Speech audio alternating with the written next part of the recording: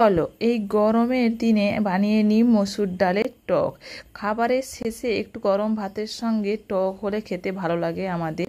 কিন্তু এইভাবে যদি মসুর ডালের টক বানিয়ে নিই, মসুর ডালের বড়ার টক, তাহলে খেতে খুবই অসাধারণ হয় আর চটজলদি তৈরি হয়ে যায়।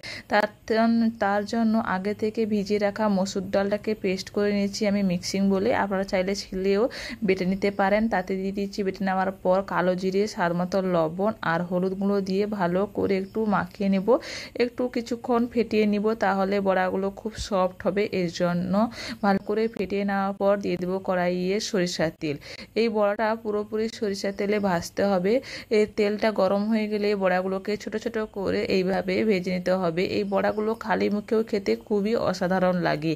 আর এইভাবে যদি টক বানানো হয় তাহলে তো গরম ভাতের সঙ্গে পুরো জমে যায়, একদম দারুণ লাগে আর খুবই চটজলদি এটা তৈরিও হয়ে যায়।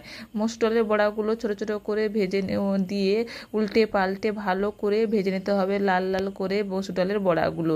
খালি মুখেও খেতে খুবই অসাধারণ লাগে গরম গরম মসুর ডালের বড়া। এরপর সুন্দর করে ব্রাউন করে ভেজে নেওয়ার পর এটাকে তুলে নেব। তুলে নেওয়ার পর আগে থেকে এখানটায় আমি একটু তেঁতুলটাকে ভিজিয়ে রাখবো জল দিয়ে একটা পাত্রে তেঁতুলটাকে ভিজিয়ে রাখবো পালটা বের করানোর জন্য। এরপর কড়াইয়ে সরিষার তেলে দিয়ে দেবো 5 ফোড়ন আর শুকনো লঙ্কার 5 ফোড়ন দিয়ে একটু কিছুক্ষণ নাড়াচাড়া করে নেওয়ার পর যে তেঁতুলের পাল্পটা বের করে গেছিলাম সেটাকে দিয়ে পরিমাণ মতন জল দিয়ে দেবো হলুদ গুঁড়ো, স্বাদ মতন লবণ আর চিনি। 1 চামচ মতন চিনি দিয়েছি, এখানে একটু টকটা মিষ্টি মিষ্টি হয় তার জন্য। এরপর ভালো করে যখন ফুটিয়ে নিতে হবে, যখনই এই জলটা ভালো করে ফুটতে শুরু করবে তখনই আগে থেকে বানিয়ে রাখা যে মসুর ডালের বড়াগুলো সেগুলো দিয়ে ভালো করে ফুটিয়ে নিতে হবে ঢাকা দিয়ে। 5 থেকে 7 মিনিট মতন ভালো করে ফুটিয়ে নিলেই আমাদের তৈরি হয়ে যাবে মসুর ডালের টক। দেখুন কত চটজলদি তৈরি হয়ে গেল এই রেসিপিটা। খুবই চটজলদি তৈরি হয়ে যায় আর গরম ভাতের সঙ্গে খেতে খুবই অসাধারণ লাগে।